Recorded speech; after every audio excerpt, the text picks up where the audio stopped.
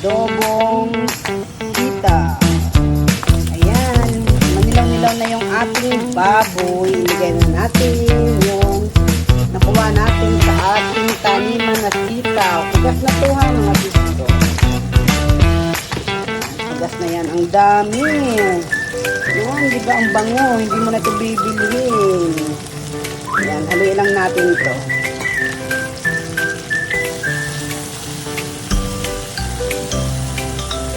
Lagyan natin ng pamenta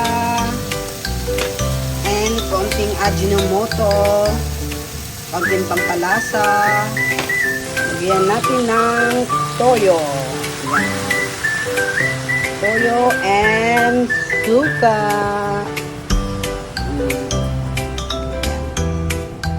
At haluin lang natin ito ulit. Haluin lang natin ito kasi nilagay natin kanya mga ingredient and takpan lang natin hanggang maluto na. Ayan. Ayan, luto na ang ating adobong sita.